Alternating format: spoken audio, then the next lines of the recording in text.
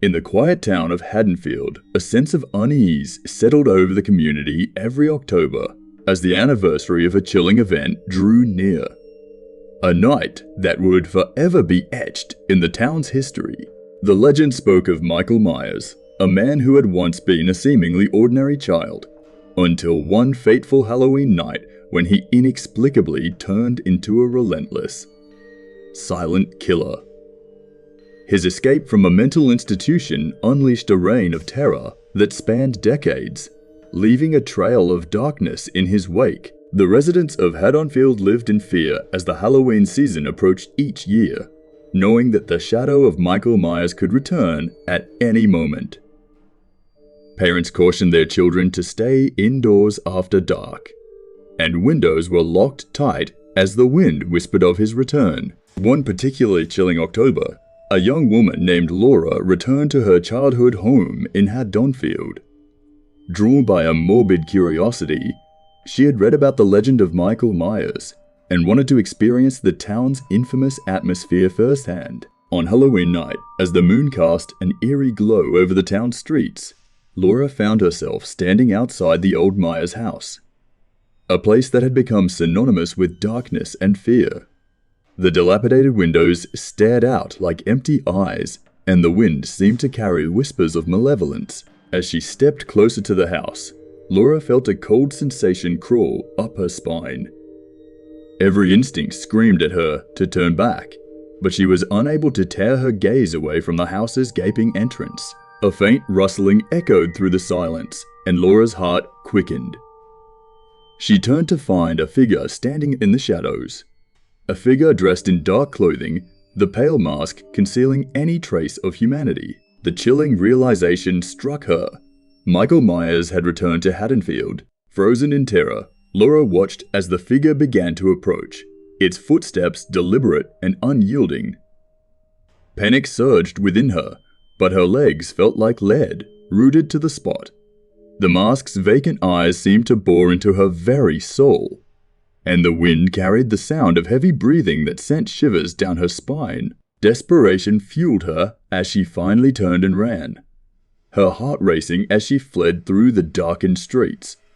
Her footsteps echoed in rhythm with her pounding heart, the sensation of being pursued by an unstoppable force urging her forward. But no matter how fast she ran, the distant sound of footsteps seemed to follow, growing closer with every passing moment. The wind whispered out of impending doom, and the air grew heavy with a suffocating dread. Laura's breath came in ragged gasps as she reached the outskirts of town, her body trembling with exhaustion and fear.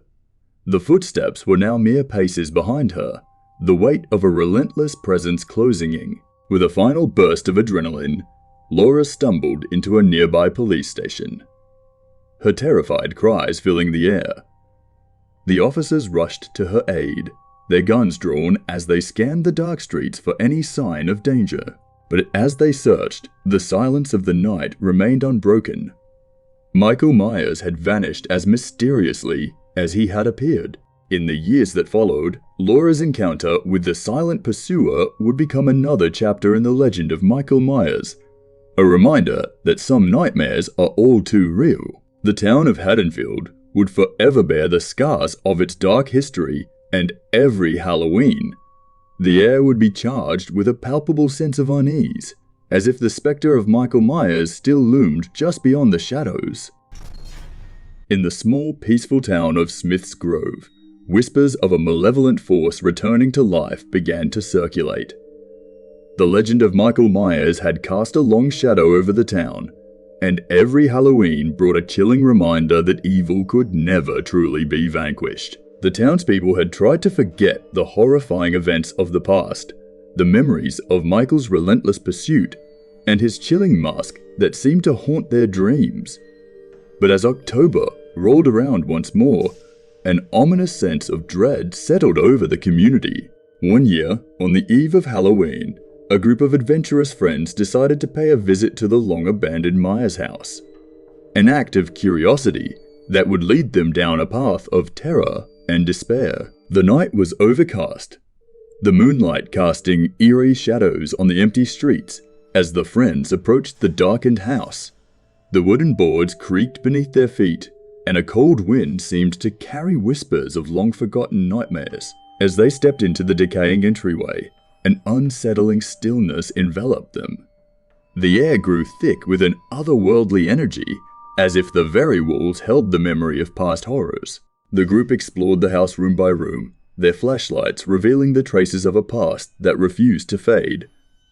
Dust-covered furniture, shattered windows, and decaying remnants of life stared back at them, a haunting reminder of the lives that had been forever changed. As they ventured deeper into the house, the atmosphere grew increasingly oppressive. A sense of being watched settled upon them, and the whispers of the wind seemed to transform into mocking laughter. Suddenly, a door swung open, revealing a darkened corridor that seemed to stretch into infinity. Against their better judgment, the friends entered, their footsteps echoing in rhythm with their racing hearts. As they navigated the twisting maze of corridors, the air grew colder, and the whispers around them transformed into agonized screams. Panic gripped the group as they realized they were lost within the very heart of Michael Myers' legacy. The sound of footsteps echoed in the distance, a slow, deliberate rhythm that sent waves of terror through their veins. Panic surged as they turned to flee, but the corridors seemed to shift and twist, leading them right back to where they had started. And then, in the darkness, they saw him. A figure clad in a tattered jumpsuit, the chilling mask concealing any trace of humanity. Michael Myers had returned.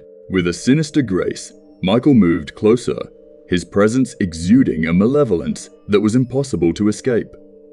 The group's screams echoed through the corridors as they desperately sought an exit. But every turn seemed to lead them deeper into the nightmare. One by one, the friends fell to his relentless pursuit, their cries silenced by the darkness that surrounded them. Desperation gave way to resignation as they realized the inescapable truth. Michael Myers was a force beyond reason or mercy, a nightmare from which there was no waking. In the end, the Myers house would forever bear witness to their terror, a testament to the unending cycle of darkness and fear. The legend of Michael Myers lived on, a chilling reminder that evil could not be erased, and that some nightmares could never truly be put to rest. In the quiet town of Woodsboro, the legend of Michael Myers cast a long shadow over the lives of its residents. The terror he had unleashed decades ago had left scars that would never fully heal, and every Halloween brought a chilling reminder of the horrors that had once unfolded. As the anniversary of the original events approached, a group of friends decided to hold a horror movie marathon at a secluded cabin in the woods. They believed they were safe from the past darkness, far away from the town that had suffered so much. But as night fell and the flickering lights of horror films danced on the cabin walls, an unsettling feeling settled over the group.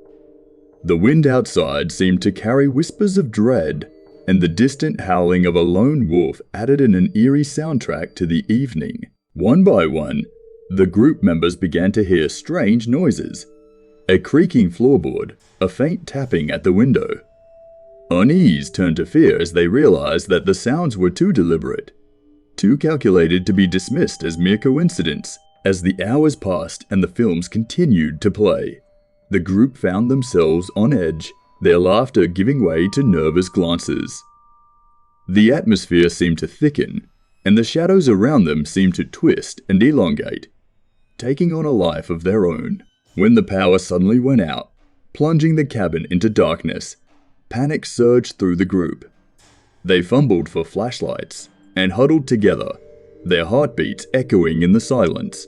And then, a figure appeared at the window, a dark silhouette with a chillingly familiar outline.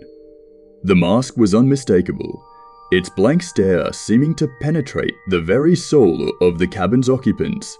As they watched in terror, the figure's hand pressed against the glass, leaving a frosty imprint that seemed to spread like tendrils of darkness.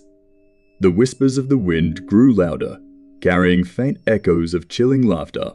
Desperation fueled their flight, and the group members scattered, their flashlights casting erratic beams of light as they fled deeper into the woods.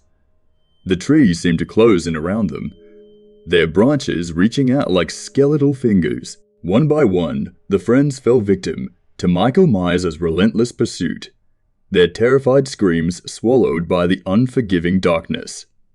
The silence that followed was heavy, oppressive, as if the woods themselves held their breath. In the end, the cabin stood empty, its walls bearing witness to the nightmare that had unfolded within. The legend of Michael Myers had returned to Woodsboro, leaving a trail of fear and despair in its wake. As the wind carried away the whispers of terror, the town's residents would once again feel the weight of the past.